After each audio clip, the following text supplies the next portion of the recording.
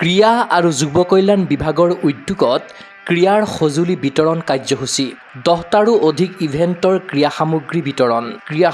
বিতৰণ ক্ৰীড়ামন্ত্ৰী বিশ্বজিৎ দৈমাৰীৰ সোমবাৰে অসম চৰকাৰৰ ক্ৰীড়া আৰু যুৱ কল্যাণ বিভাগৰ উদ্যোগত অৰ্জুন ভোগেশ্বৰ বৰুৱা ক্ৰীড়া প্ৰকল্পৰ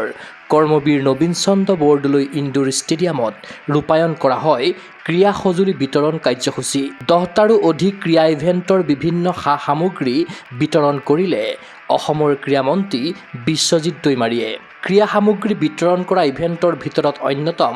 athletics football volleyball boxing hockey taekwondo সাঁতোৰ শ্বুটিং আৰ্চাৰী কাৰাটে জিমনাষ্টিক আৰু ভাৰোত্তোলন খেলুৱৈসকলৰ অনুশীলনত সুবিধা হোৱাকৈ বিভাগৰ তৰফৰ পৰা এই সামগ্ৰী বিতৰণ কৰা হৈছে বুলি জনালে ক্ৰীড়ামন্ত্ৰী বিশ্বজিৎ দৈমাৰীয়ে আজি আমাৰ বিভিন্ন ইভেণ্টছৰ খেলৰ সামগ্ৰী আজি বিতৰণ কৰি দিয়া হৈছে যাতে মানে আমাৰ অনুশীলনৰ ক্ষেত্ৰত সহায়ক হয় প্ৰত্যেকজন মানে প্লেয়াৰবিলাকে সবৰে সুবিধা নাথাকে তো তেওঁলোকে মানে ইয়াতে আহি বা নিজৰ কোচৰ লগত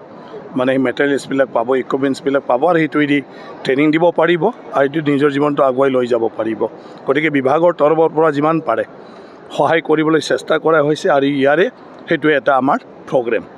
এই অনুষ্ঠানত ক্ৰীড়ামন্ত্ৰী বিশ্বজিৎ দৈমাৰীৰ উপৰি উপস্থিত থাকিল ক্ৰীড়া সচিব কে.জে. হিলালী ক্ৰীড়া সঞ্চালক অংকুৰ ভৰালী অলিম্পিয়ান তথা আৰ্চাৰ অৰ্জুন জয়ন্ত তালুকদাৰৰ লগতে বিভিন্ন ইভেণ্টৰ খেলুৱৈ তথা প্ৰশিক্ষকসকল প্ৰশিক্ষক নিপন দাস নৱজিৎ মালাকাৰকে ধৰি কেইবাটাও ইভেণ্টৰ প্ৰশিক্ষক আৰু খেলুৱৈয়ে নিজৰ অনুভৱ প্ৰকাশ কৰিলে এই অনুষ্ঠানত আচলতে মই যদি ক'ব যাওঁ অসম চৰকাৰৰ ক্ৰীড়া আৰু যুৱ কল্যাণ বিভাগক ধন্যবাদ জনাইছোঁ প্ৰথমতে যে মই ৩৫ বছৰীয়া চাকৰি জীৱনত বাহিৰত এনেকুৱা সুবিধা পোৱা নাছিলোঁ যে কোচিং প্ৰশিক্ষকসকলৰ অৰিয়েণ্টেশ্যন কোৰ্চ বা ৰিফ্ৰেছাৰ কোৰ্চ বাহিৰত আজি মোৰ কেৰিয়াৰৰ ৩৬ বছৰ হ'ল এই চুইমিঙত জড়িত থকা আমি ইমান বছৰে আমি যিখিনি জানিছিলোঁ যিখিনি কৰিছিলোঁ সেই হিচাপে আমি চুইমিং শিকাই আছিলোঁ প্ৰশিক্ষণ দি আছিলোঁ কিন্তু এতিয়া আমি দেখিছোঁ আমাৰ নতুন পুল হ'ল বহুত ধৰণৰ আমাৰ সৰু সজাই পুলটো বৰ ধুনীয়া হৈছে আটক ধুনীয়া হৈছে আৰু টেকনিকেলি বহুত ভাল হৈছে আমি প্ৰথমতে অকল এটাই পুল আছিলে আমাৰ নেহেৰু ষ্টেডিয়ামত আৰু বেলেগ পুল নাছিলে সেইটো কাৰণে এতিয়া আমাৰ এইটো পুল পোৱাৰ পিছত আমি বহুতখিনি হেৰি আছে 2007 যেতিয়া আৰম্ভ হৈছে তাৰপিছৰ পৰা বহুত ল'ৰা ছোৱালী ওলাইছে আমাৰ ইয়াৰ পৰা জিলা পৰ্যায়ত থকা ক্লাবসমূহক স্বীকৃতি প্ৰদান কৰি আন্তঃ ক্লাব প্ৰতিযোগিতাৰ জৰিয়তে জিলাৰ খেলুৱৈগৰাকীক নিৰ্বাচিত কৰাৰ পোষকতা কৰিলে ক্ৰীড়ামন্ত্ৰী বিশ্বজিৎ দৈমাৰীয়ে এনে প্ৰক্ৰিয়াৰ জৰিয়তে গাঁৱে ভূঞে থকা প্ৰতিগৰাকী প্ৰতিভাৱান খেলুৱৈয়ে বাছনি লাভ কৰিব বুলি আশা ব্যক্ত কৰে ক্ৰীড়ামন্ত্ৰীগৰাকীয়ে আমি কথা পাতি আছোঁ মই অলৰেডি এটা নতুন মানে ব্যৱস্থা কৰিব খুজিছোঁ যে প্ৰত্যেকটা আমাৰ মানে স্পৰ্টছৰ এছ'চিয়েশ্যন ফেডাৰেশ্যনবিলাকৰ ডিষ্ট্ৰিক্ট লেভেলত এফিলিয়েটেড ক্লাব থাকিব লাগে মানে ক্লাব এফিলিয়েশ্যন দিব লাগে আৰু ইণ্টাৰ ক্লাব টুৰ্ণামেণ্টৰ জৰিয়তে আমি ডিষ্ট্ৰিক্ট প্লেয়াৰটো বাছনি কৰিব লাগে তেতিয়া কোনো ঠাইৰ পৰা স্পৰ্টছৰ টেলেণ্ট থকা মানুহটো থাকি আহি নাযায় আৰু ক্লাববিলাকে তেতিয়া মানে অলপ চবে এক্টিভলি সেইবিলাকৰ ক্ষেত্ৰত গুৰুত্ব দিব আজি ক্লাববিলাক সম্পৰ্ক নাই ক্লাবত খেল চলি থাকে ক্লাবে খেলাও মানে তেওঁলোকে মানে কি কয় চলাই থাকে পাতি থাকে কিন্তু তাৰ লগত আমাৰ মানে এছ'চিয়েশ্যনবিলাকৰ লগত কোনো সম্পৰ্ক নাই আৰু এছ'চিয়েশ্যনে যেতিয়া প্লেয়াৰ ছিলেকশ্যন কৰিব খৰধৰকৈ চবকে মাতি আনি একমাহ কেম্প কৰি তাৰ পৰাই মানে বাছনি কৰিবলগীয়া হয় গতিকে আমি অলপমান সলনি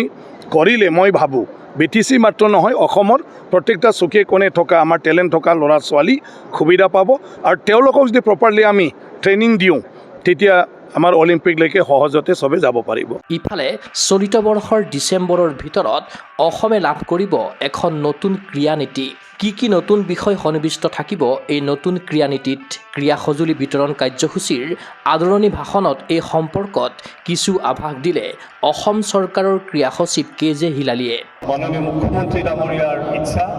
যে আমি একেবাৰে কম্প্ৰিহেন্সিভ স্পোৰ্টস ডেভেলপমেন্টৰ কাৰণে আমি এটা স্পোর্টস প্রমোশন পলিসি আমি বনাব লাগে ইতিমধ্যে আমি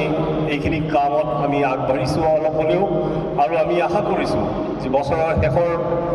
বাই দি এণ্ড অফ ডিচেম্বৰ 2026 আমাৰ নতুন স্পৰ্টছ পলিচি আমাৰ হাতত আহি পৰিব। ল'ৰা ছোৱালীবোৰে সুধিব যে এই স্পৰ্টছ পলিচি দি হ'বনো কি? আজি তাৰিখত যিখিনি নেশ্যনেল গেমছত যোনখিনি মেডেল উইনাৰ্ছ তেখেতসকলৰ চাকৰি পোৱাৰ এই যোনটো চিটটো সেই ইণ্টিগ্ৰেটেড পলিচিৰ পৰাই আহিছিলে। প্ৰথমবাৰৰ বাবে এইটো এনাউন্স কৰা হৈছিলে যে যিবোৰ আমাৰ ভাল খেলুৱৈ আছে অসমত তেওঁলোকক আমি মানে ভাল ছাপৰ্ট দিব লাগে, কাৰণ তেওঁলোকে খেলিব লাগে, তেওঁলোকৰ নিউট্ৰিশ্যনটো ভাল হ'ব লাগে। সেইকাৰণে এই যে চাকৰি দিয়াৰ কথাটো যোনটো আমি যোৱা 2-3 বছৰ ধৰি পেলাই আমি হাতত লৈছোঁ,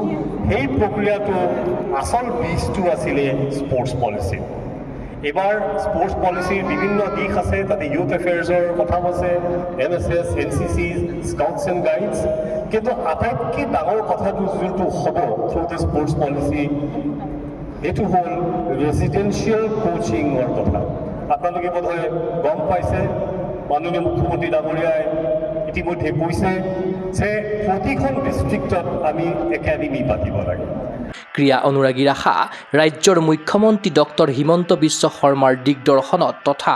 নতুনকৈ দায়িত্বভাৰ গ্ৰহণ কৰা ক্ৰীড়ামন্ত্ৰী বিশ্বজিৎ দৈমাৰীৰ নেতৃত্বত অসমৰ ক্ৰীড়া ক্ষেত্ৰত সূচনা হওক নৱ দিগন্তৰ। অঞ্জনা দাসৰ প্ৰতিবেদন, গগো স্পৰ্টছ এনি।